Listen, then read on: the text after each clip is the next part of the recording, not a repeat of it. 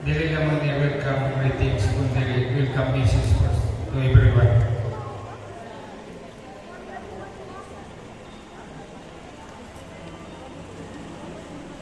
To our municipal mayor,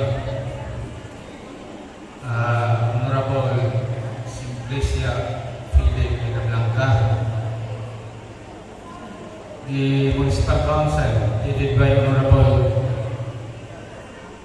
Lasco, and the Sangguniang Bayan who are with us today. I think we have Honorable Ako and Honorable Punay. Diya mas nagawa nila. My colleagues in Barangay San Vicente, Honorable Delgado and Honorable Oba,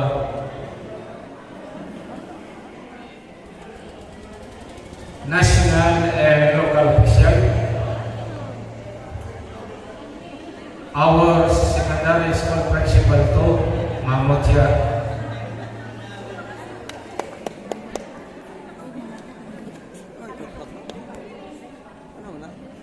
yes, schoolmates, wala akong kay classmate, ako lang yung Sara gabi, kaya invited tingali na yung upat mo dyan ng gabi Pero ang mga prime mover ko ang larga. Batch kami ni Municipal Tesorero. Tuntulan.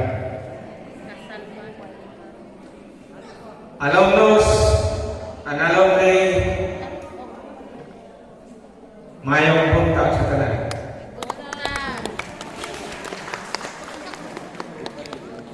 Before my welcome message, sa unang ingon, nililang greetings kung may welcome message ko. Allow me to narrate ang mga kaisdanan at isir na muna. Dili isita na nasipyat ang printer ni third alumni grand homecoming.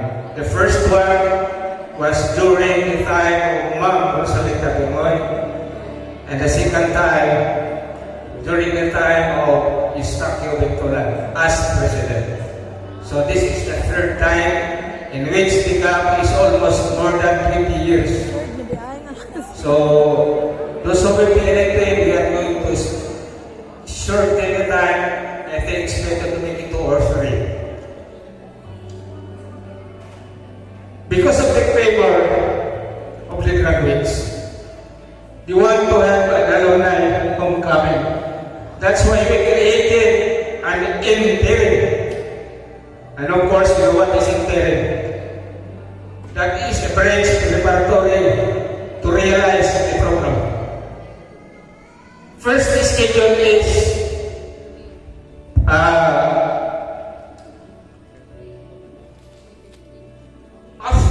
Pista ng San Vicente and before Pista of Santa Cruz. That's the target.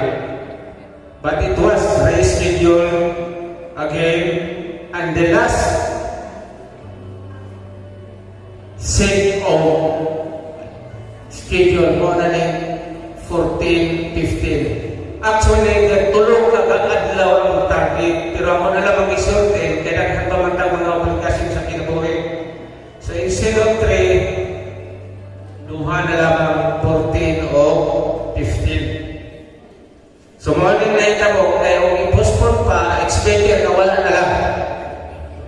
Kaya sa doon, nagkakatulong na mag-postpone. So, yung sagot man po ng mga interim na wala nila na itong adlaw, kundi hindi na lamang 14, 15. So we agreed and we post, but unfortunately, wag po din na ito sekretary. Ito ay nakalingon sa Boracay.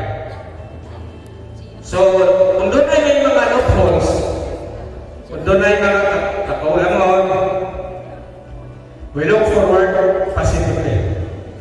Kaya na naman yun ang program na inagmay mga kapulian, inagmay mga kapulangon. So niya naman ta with one purpose, to help our alma mater.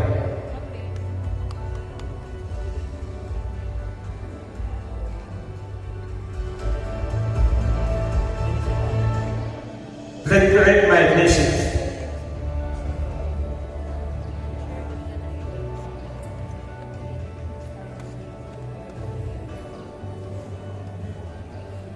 Where your heart is where your hope is. Your coming back to our matter means your heart are with Tubaho National High School. For that, we are all thankful. Welcome home. Welcome to our alma mater. As your alumni interim president, while you are away, we assure that your alma mater is in good hands. Today, it becomes a reality, and not only for me, but for the hundreds of graduates this school had produced. Nothing changed for me since I left the school as a student and as a teacher. Maliban na lang sa edad, but I am a student and a friend. Before I continue, I would like to thank and show our position to our teachers. Kaya may request the teachers to stand who are here at itong mga magtutulungan niya. Alumni man ang pili. Kaya stand mo na, mga teachers, Ahmad Lalay. Pwede mong tindoglay, Ignacio, Delgado, pwede ka mong tindog. Alumni, tagaan na sila masipang palakpakan.